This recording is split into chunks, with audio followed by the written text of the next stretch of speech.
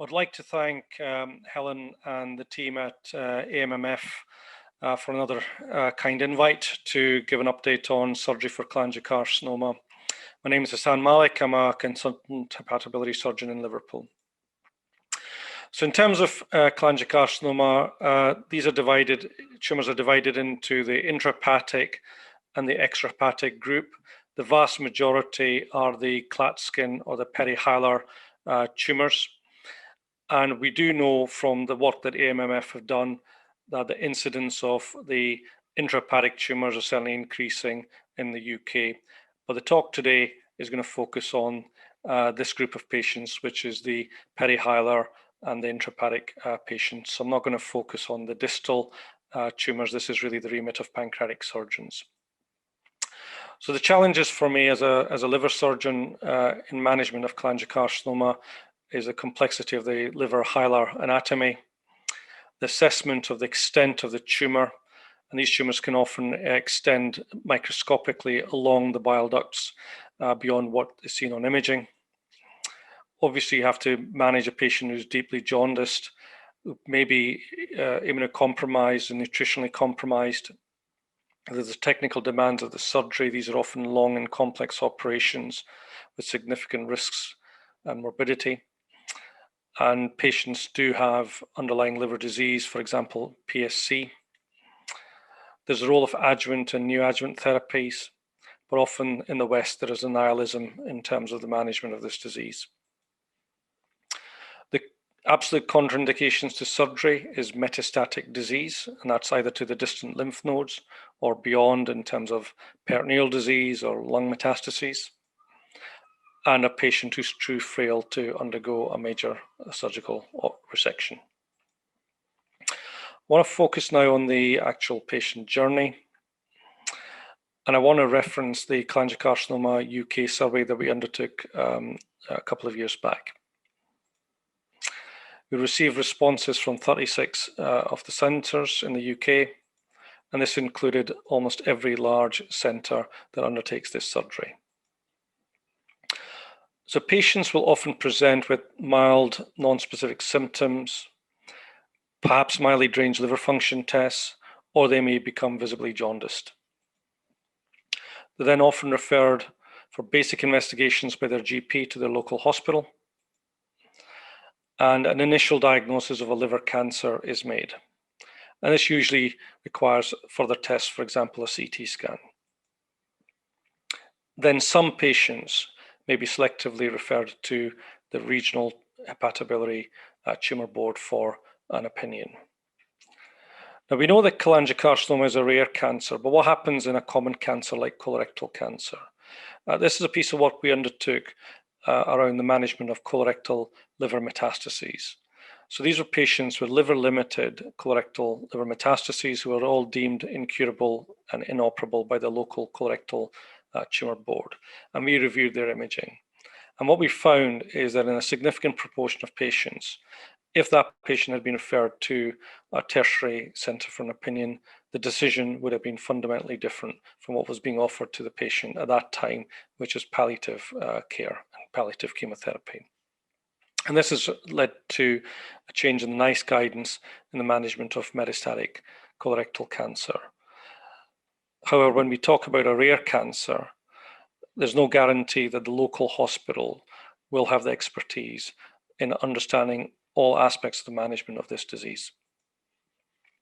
Now, when you look at the multidisciplinary tumour board, this is a picture of our tumour board in Liverpool.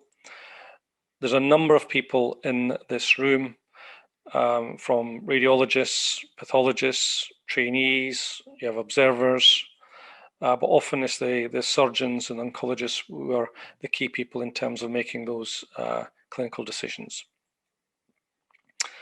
Now, when we compare the tumour board composition, the survey from Cholangiocarcinoma UK demonstrated that every tumour board did have a hepatobility surgeon present.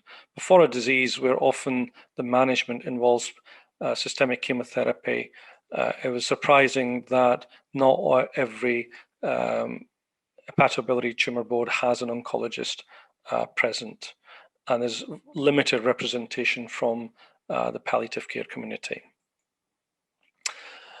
Now, the key role of the MDT, or the tumour board, is decision making.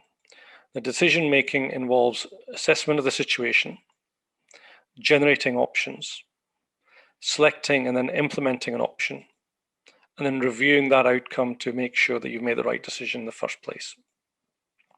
So this is an example of a patient who would present with jaundice, and a CT shows a mass within the liver. So the diagnosis is one of a presumed cholangiocarcinoma.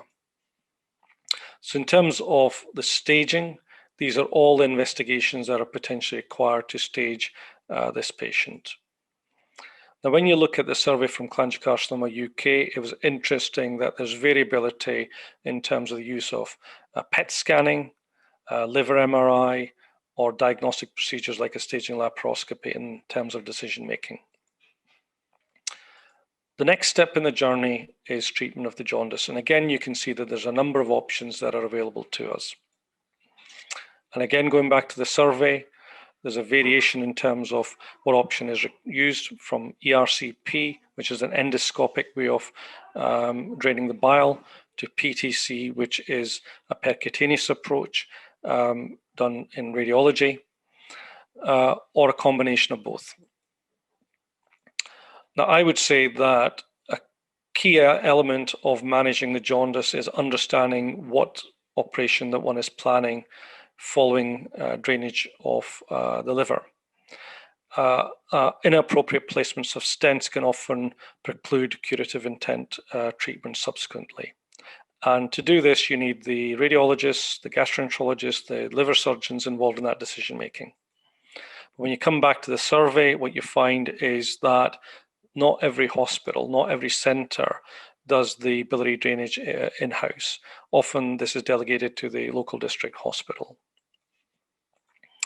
The next step in the process is to decide on what intervention to undertake. So again, this depends on patient choice, patient fitness, staging like laparoscopy, and the options here are surgery. But again, to undertake an operation, there's a number of steps that are required before surgery is contemplated. The other option is palliative chemotherapy or clinical trials. So this is the complexity of a decision in the MDT. And often an MDT may have 40, 50 cases in a limited period of time where these complex decisions are being made. So how do we, as surgeons, decide on which patients to operate on? So fundamentally, we're looking at a number of options. So first is the technical resectability of the tumor, and that can vary between surgeon and surgeon. The next aspect is the oncological sensibility of undertaking an operation, and that depends on the biology of the tumor, whether it be tumor size, associated lymph node spread, etc. And then there's obviously the aspect of patient comorbidities and outcomes in your unit. So can you undertake this operation safely in your institution? So I'm going to focus now on the technical aspect, which is resectability.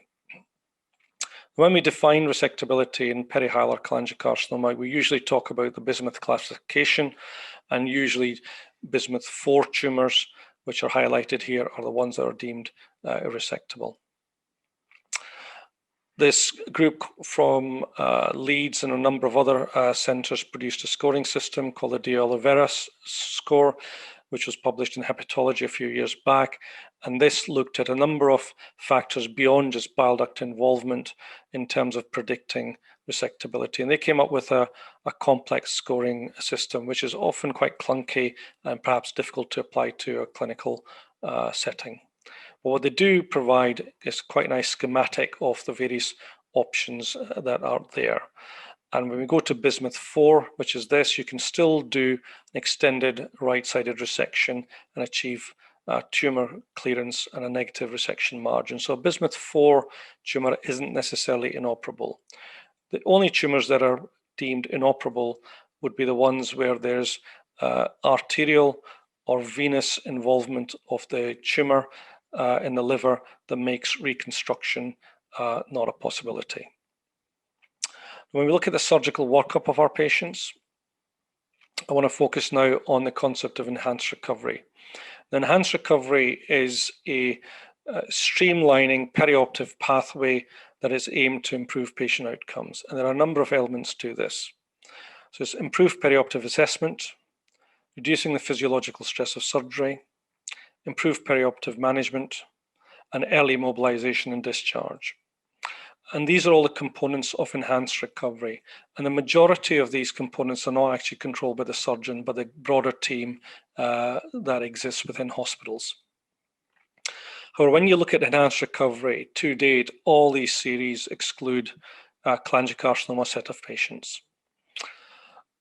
In Liverpool, we've been undertaking enhanced recovery for all our liver resections since 2009, and we have expertise in enhanced recovery in management of perihilar cholangiocarcinoma patients.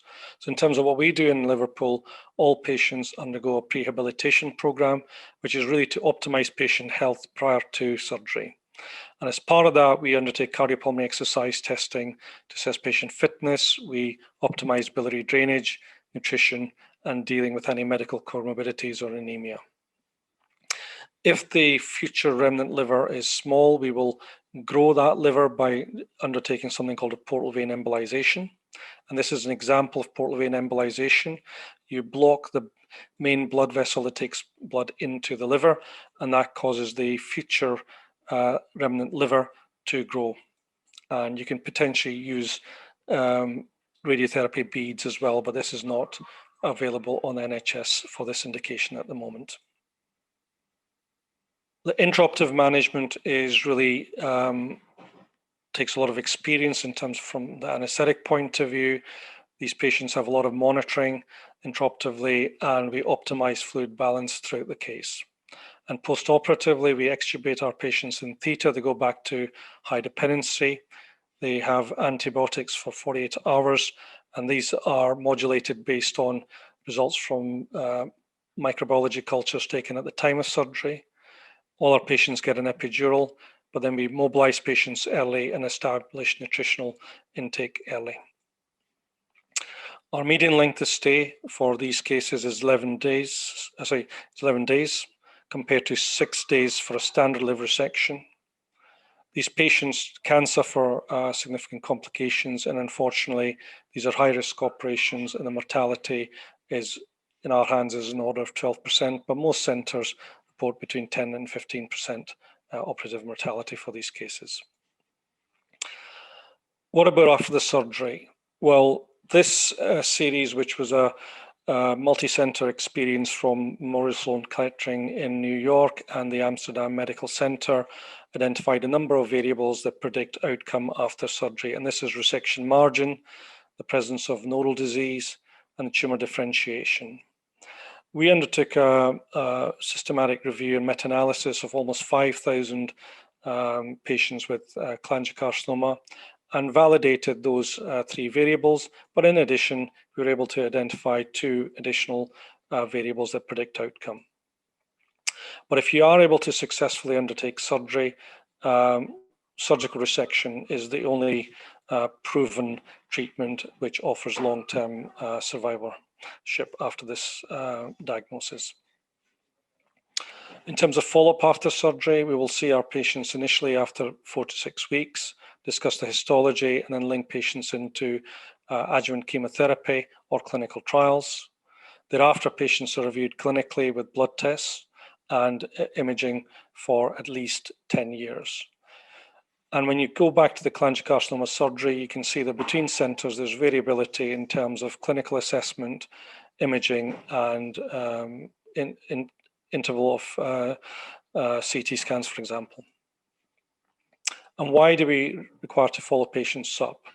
Well, there is this concept of oligometastatic disease where patients can relapse after cancer treatment in a limited fashion where intervention may be associated with improved long-term survival.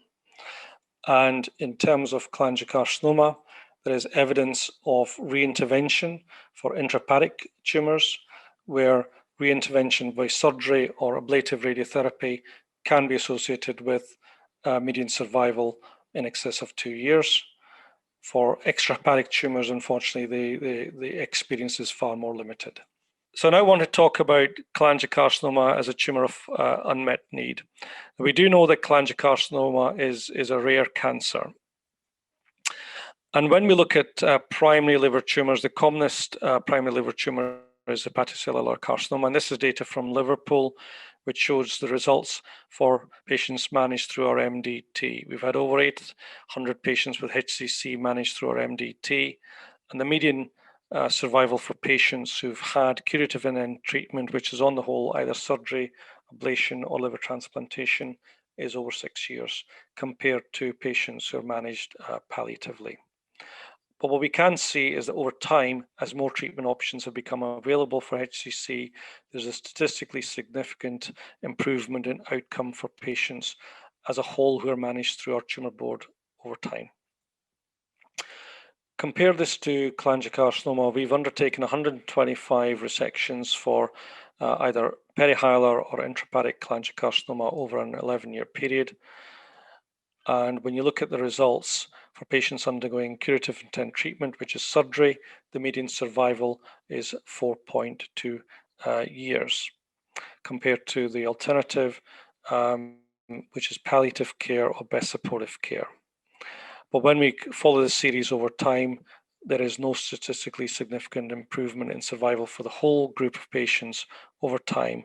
And this reflects the limited treatment options beyond surgery that exist for this disease. And when you look at our practice compared to the rest of the UK, we're a high volume centre undertaking in excess of 180 liver resections a year. But compared to the rest of the UK, there are some centres that do less than 80 resections a year, a few doing more than 160 a year.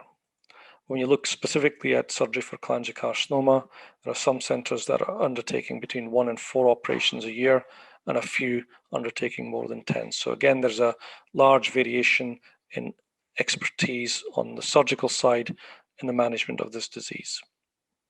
Now, this data is expressed in SORD, which is a HES-based registry. So this is the Hospital Episode Statistics Registry, and this gives us NHS England data for management of cholangiocarcinoma. And what you see here is the number of resections over a period of time taken by each centre. And you can see this curve here, which shows big differences between all the centres. And this could either be due to coding errors or perhaps undertreated patients.